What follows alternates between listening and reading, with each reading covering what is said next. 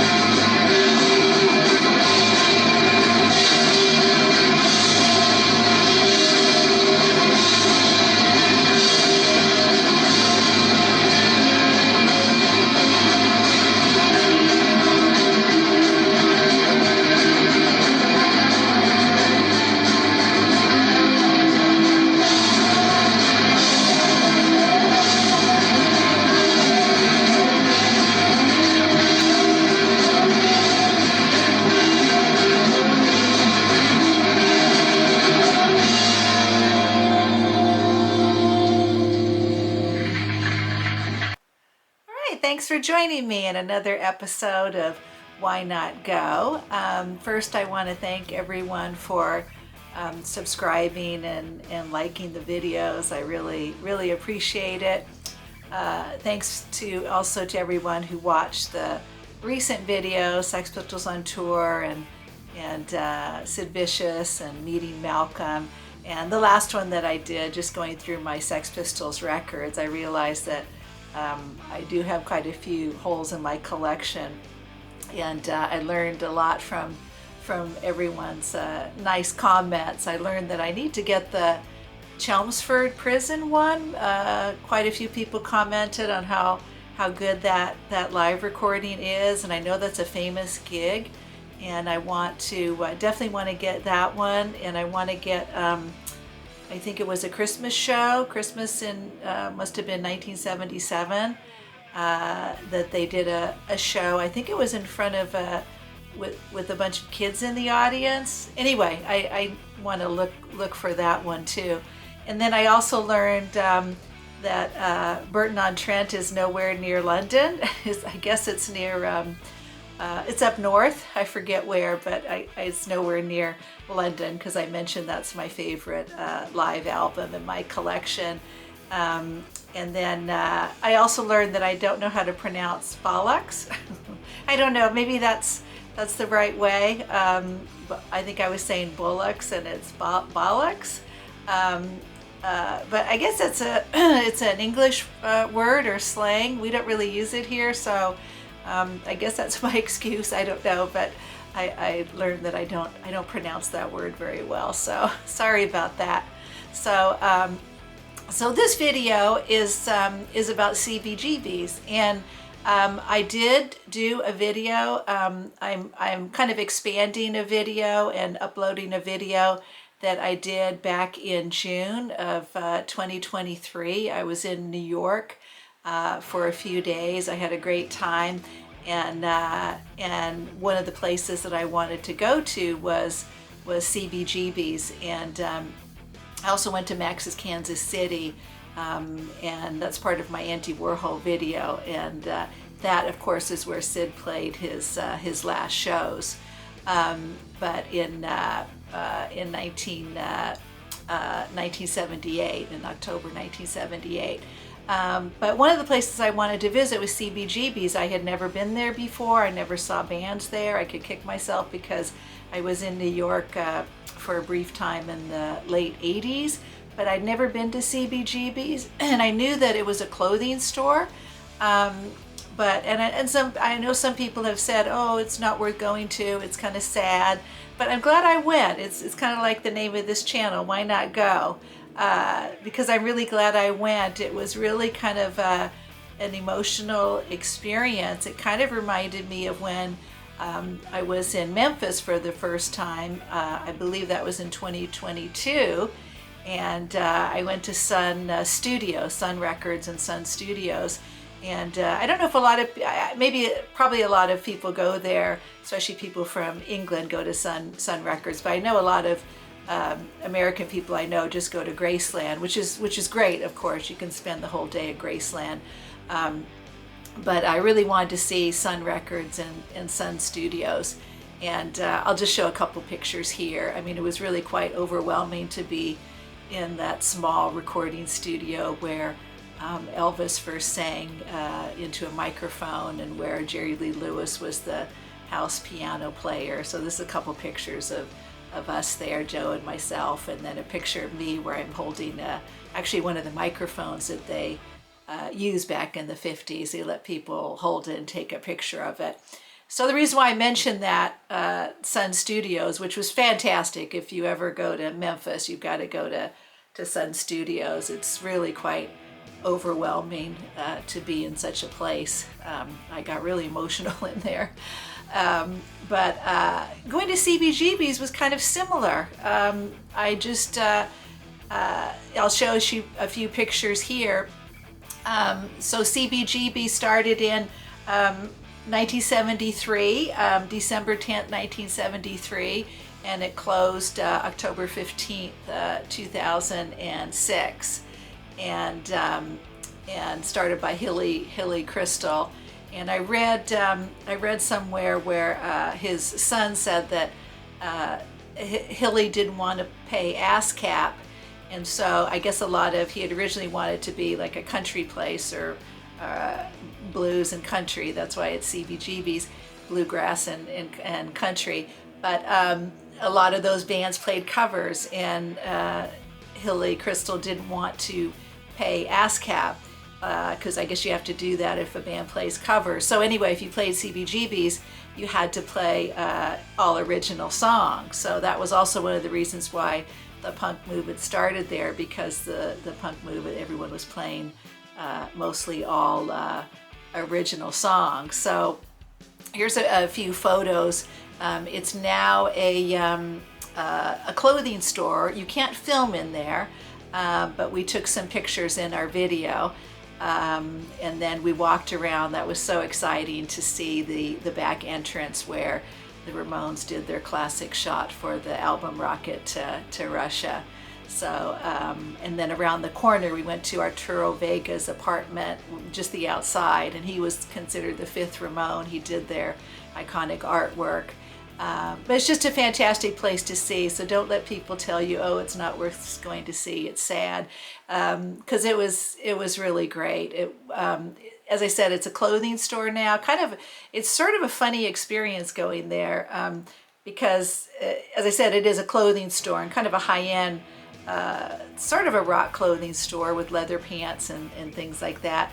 But But when I was there, sort of the handful of people that were there weren't looking at the clothes very much. Everyone was looking at the walls and figuring out where the stage was and just feeling the space. And so maybe it's a clothing store because they get quite a few people going in there to look at where CBGBs was, and maybe some people buy the clothes. I don't know, but they do have a lot of foot traffic because of that location. So I'll show a few pictures here.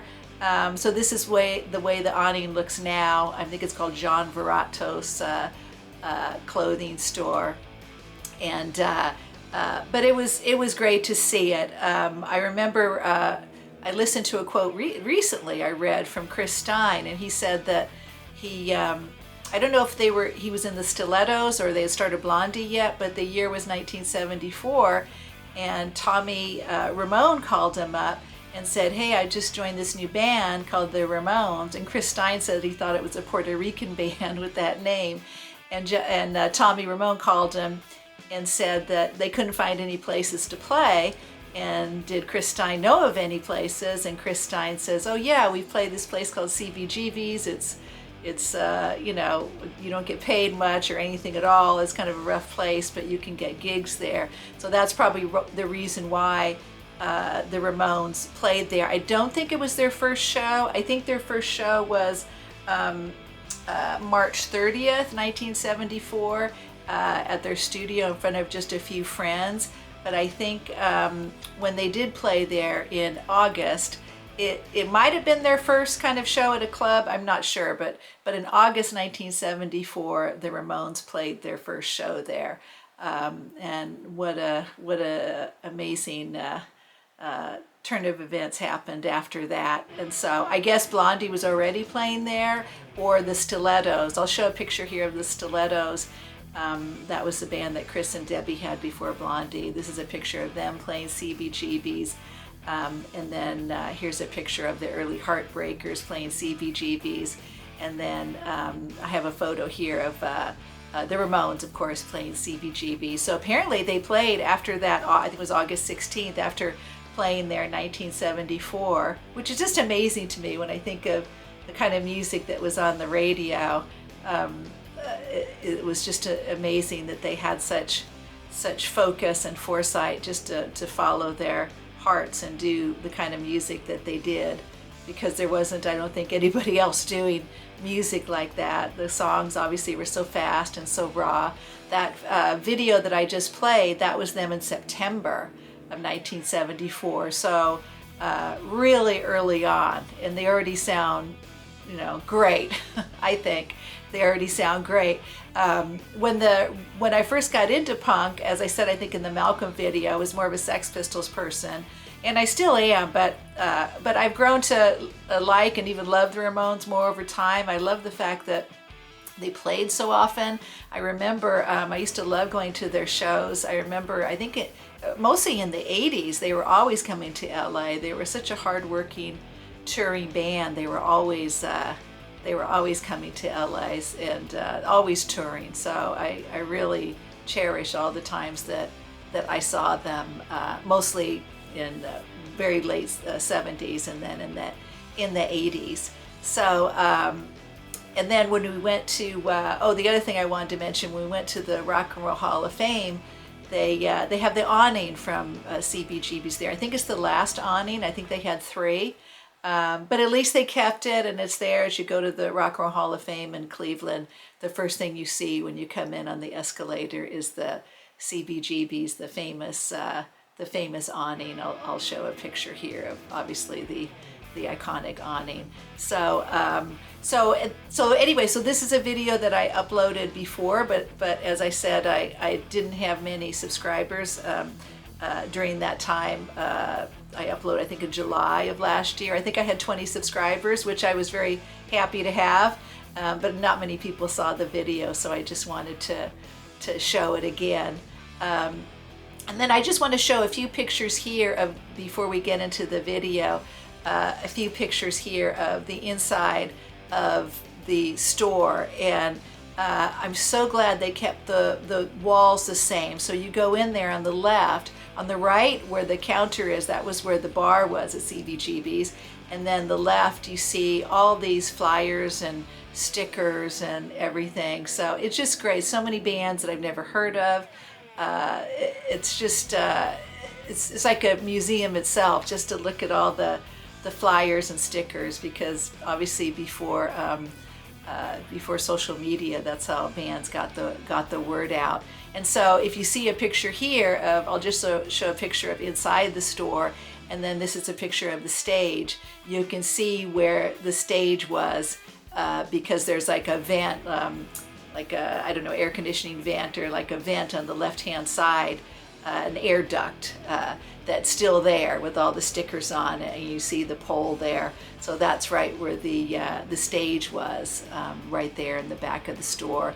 It's a small store. I mean, I read online CBGB's, the capacity was about 350 people. It doesn't even seem like that many people could get in there. It does feel very small, but as I said, it reminded me of going to Sun Studios in Memphis, the iconic Sam Phillips place, because in that small space, CBGBs, everything, music changed forever. And maybe if it didn't happen in that space, it would have happened in another space. But the fact is, it happened in that space, and so I'm so glad I went and took some photos and walked around. We just had a great time.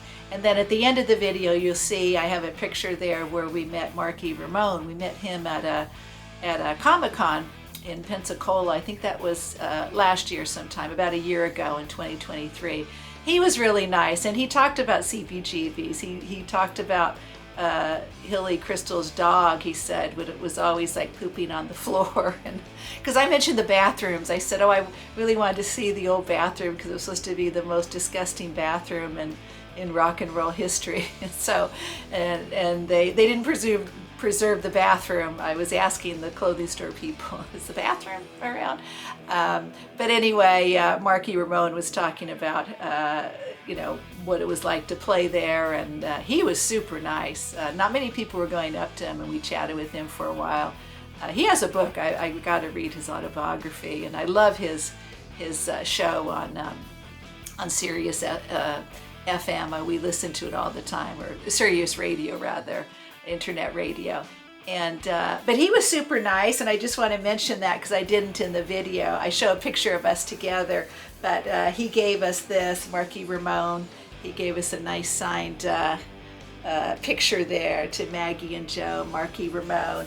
And then he gave me, this is great, he gave me a drumstick and he signed it there. You can see Marky Ramone. He's great. And I guess he still has a band going. I think it's a covers band, Ramones covers band. They haven't come to our area. I'd love to see it. And then he gave me this, he didn't give me, I had to buy it, of course. And then I got this t-shirt that he signed there at the top. You can see Marky Ramone, and then it's Ramone's style t-shirt, but it says Marky Ramone. So I got that. So he was great, and I thought of him when we were at the CBGB's location, because I thought, wow, he played there a heck of a lot, and as I said, I read that the Ramones played over 70 shows there in 1974. So I don't know how many shows they played in total there, but they played a lot. So so that was great. So yeah, so I'm gonna just show the video. So happy I went. As I said, what happened in that space, in my mind, changed music forever, and what a great place to visit. It's just very overwhelming. I'm getting emotional now just thinking about it. It's very overwhelming to be in that space. And then after the video, I'm going to show, after my video, I'm going to show Ramones video. The last time they played there, which was in 1979, they did, I think, a policeman's benefit there in 1979. I'll show that, and then I'll show a quick clip, if I can, the very last show, which was in 2006, and Patti Smith played. She had Flea on bass, and in that show, her very last song was Gloria from the Horses album. So I'll put that in there. That was the very last song that was ever played at CBGB. So thanks as always for watching. I appreciate all your comments and support, and as I said, I know how to pronounce bollocks now. I think I've improved with that, and appreciate all the support, and hope you enjoy our video. It's not shot well. I didn't have a camera then, and I didn't know how to hold a phone very well. We hold it vertical, so the picture is vertical. It's not horizontal, so I apologize for that. But I think it's kind of a fun video on CBGBs, the club that changed the world. So thanks as always for watching. Until next time, I'll be seeing you. All right, let's go. Here we are at CBGBs, or the former spot of CBGBs, which is right at the corner of the Bowery and Bleecker. You can take Bleecker all the way to the Village that way. Busy intersection. So back in the day, this was more of a kind of rundown area. It doesn't seem that rundown now. So this is a location of CBGBs, which was obviously the club that where the Ramones are famous for playing here. And it wasn't just them. Patti Smith, Richard Hell and the Voidoids, Talking Heads, the Dictators, any New York punk rock band would have played here. Probably lots of bands that didn't make it too. So this is here, it was CBGB's. Can't film in there. You can't film in there. Which is cool. It's fine. Kind of an upscale, sort of rock clothing kind of place. Yeah. They have like leather pants, and I didn't even look at the prices, but I'm sure the prices are really, really high. And then you can see inside the stage.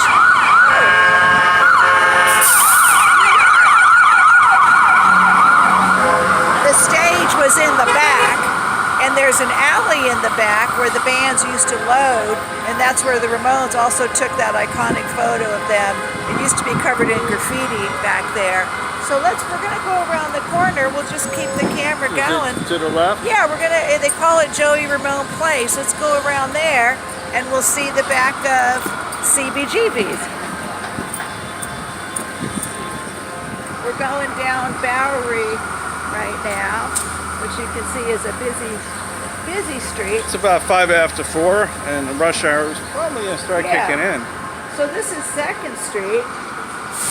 And Joey Ramone's. That's what we're going to see right here. Joey Ramone Place, which I think is great. To Zero be in on honest, that I think that the front of that location should have a plaque, but it doesn't. Here we go. I wonder how they decide who gets a plaque or what gets a plaque. But now 2nd Street. Joey Ramone Place. Here it is. See? Yeah, Joey Ramone Place. So we're going to go down Joey Ramone Place. And do it. All right. And look at the back alley. Well, let's go. Hopefully we can see.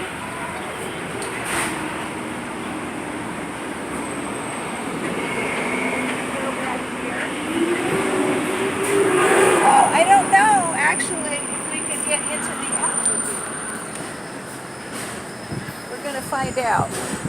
I always like to know like how the bands like, not just how the crowd came in, but how the bands came in. So we're going to see the famous shot of, where the famous shot of the Ramones took place, and where all the bands loaded in. Blondie, oh my God, Blondie played here all the time, and the Talking Heads, and what was the name of that song, Life During Wartime? He has the line, "This ain't no mud club, no CBGBs." Well, here we are at CBGBs. I love that song. The Talking Heads played here too. Everybody played here. Oh, you know what? You get all this new architecture here. I don't. You know what? China, Pacific Rim sort of architecture. I think to get to the alley, we're going to have to go the other side. So that's right.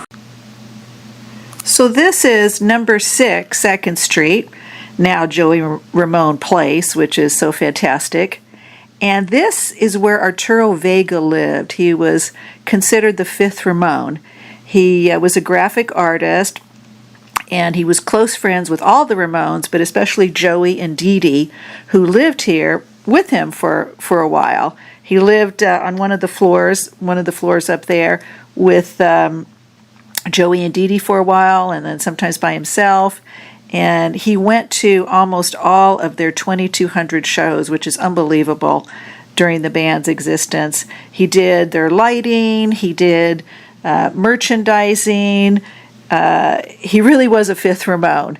And one of the things he's really known for is designing their iconic logo with the eagle, which he was inspired by the presidential seal and has the band's name around it. Such an iconic logo. And he designed it with that in mind, with the presidential seal in mind, because he thought of the Ramones as the ultimate rock and roll band, the ultimate all-American rock and roll band, which they were. So this is where the fifth Ramone lived. Amazing. Okay, so here we are. We had to go around the corner because the alley access wasn't on Joey Ramone Place. It's actually on the next street, which I think is First Street. So here we're coming around the corner. So this is where all the bands would put in their equipment. Right here on the street, they would have, actually, there's no driveway, but maybe there was a driveway then. They might have paved over it. I bet they did. Yeah. But this is where the bands would have loaded in. And this is where that iconic photo of the Ramones was taken. Imagine all the bands that have come through here. I mean, my God, Blondie, Talking Heads, the Ramones, Patti Smith. So many bands, and not just New York bands. I remember X-Ray Specs played here. Polystyrene and X-Ray Specs. So here we are.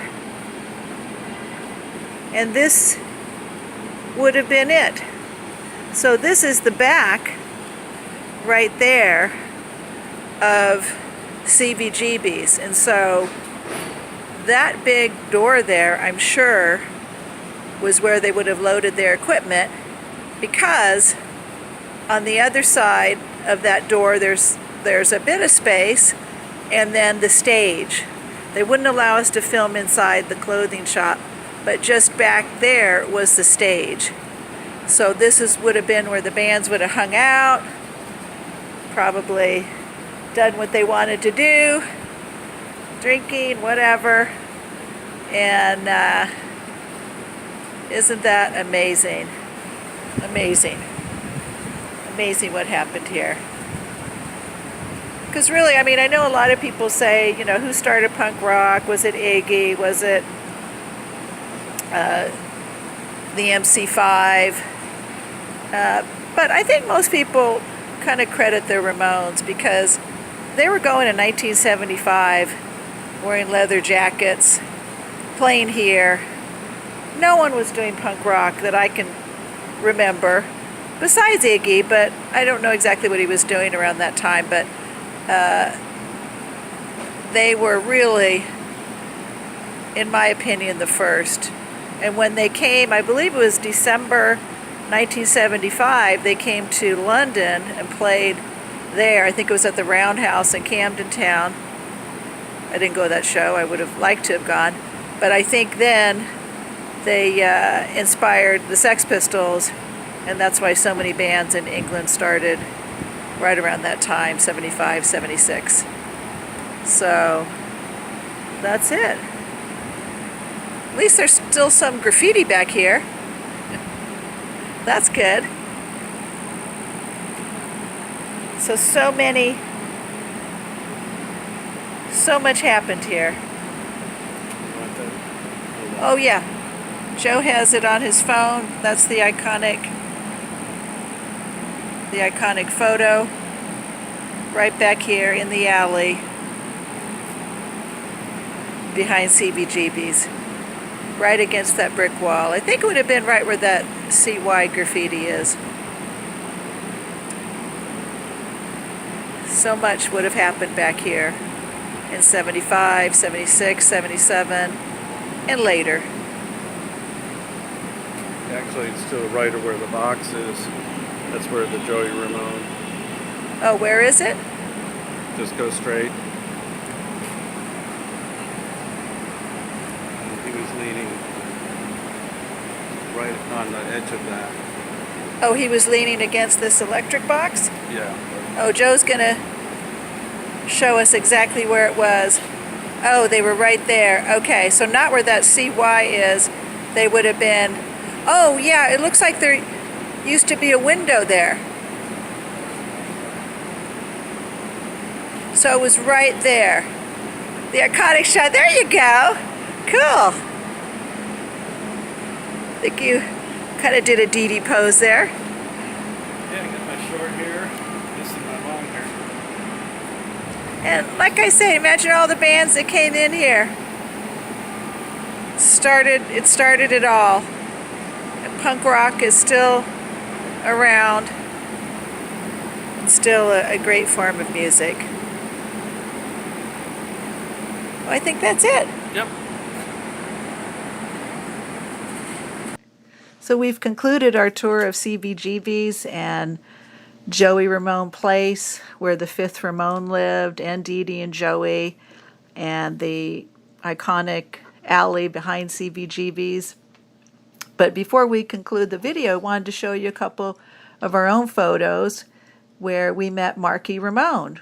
We met him in not that long ago, in February 2023 at Pensacon. It's a convention in Pensacola, Florida, and I highly recommend it if you like some rock and roll people and horror and television icons and celebrities. Yeah, they had great panels there. Great panels, yeah. They Fantastic. And they had a few rock and roll people. They had the drummer from the Go-Go's, Gina Shock, and right nearby was Marky Ramone. So we had to come over and chat with him. He was super, super nice. He was the drummer, not the original drummer, but he was the drummer with the Ramones from 1978 to the time they disbanded in 1996. So he's the only surviving Ramone. Joey died of cancer, as well as Johnny and Tommy, the original drummer, in 2014. And then Dee Dee died of an overdose in 2002. But Marky was with them for a long time. He did over 1,700 shows with them. So to me, he is even though he wasn't the original drummer, he was their main drummer. He was with them for many, many years. Super nice guy. He was also in Richard Hell and the Voidoids before the Ramones. So what a punk rock pedigree. And and he said to us that Richard Hell was the first punk band. He did say Richard Hell was the first punk band. He emphasized that quite pleasantly, and I wouldn't disagree. I mean, would you? Yeah, well, it's up for debate, I guess. I think he was referring to the Sex Pistols because Richard Hell was before the Sex Pistols, and they probably were. Right. But he sure is proud of his time in the Ramones. So he was so nice. I got a drumstick signed by him. And then we got that photo there signed by him. And you got a shirt, too. Oh, and I got a shirt signed by him. And not many people were coming up to him. I mean, we were just chatting away, talking about this and that. We were talking about the Sex Pistols. And he goes bicycling every morning. Yeah, he lives. Exercise. Yeah, and he's got a great show on Sirius Radio. Mm-hmm. We listen to it all the time. Yeah. And he lives in Brooklyn, and he seems super healthy. He's 70 years old. He looks great. And he even said that he wanted to do another band soon. I believe he said it was going to be Ramones covers. Yeah. So, he wanted to piece that together if he can with I think he has like a hip issue or something. He has a hip issue. Yeah, with his health. He doesn't walk around a whole lot, but I think he can still drum. And he said he wanted to do Ramones covers. So I thought that sounded great. We told him if he comes to our area, will definitely come check him out. So Marky Ramone, the only surviving Ramone, and I'm so glad that he's healthy and going strong. Super, super great guy. Well, thanks for joining us on another edition of Why Not Go? The Ramones locations in New York. Glad we could share some of our personal stories and We'll see you next time. our video. See you next time. And you're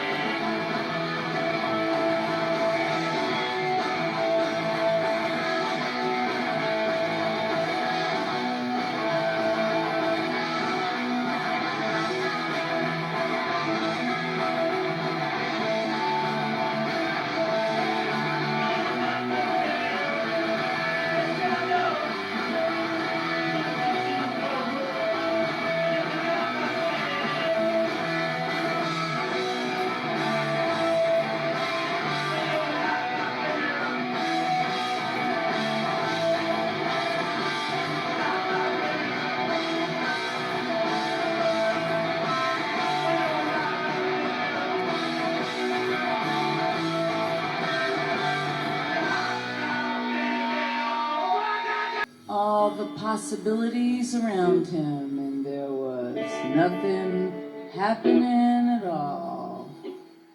He went to the window and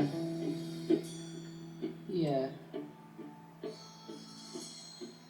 looked out, and he saw a sweet young thing.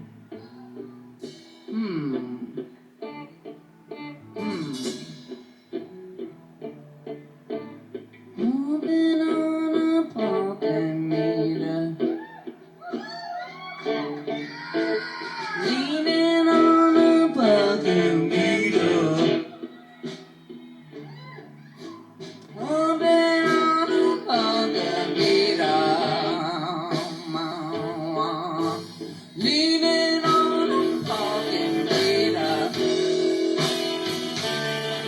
And oh, she looks so good. Oh, she looks so fine.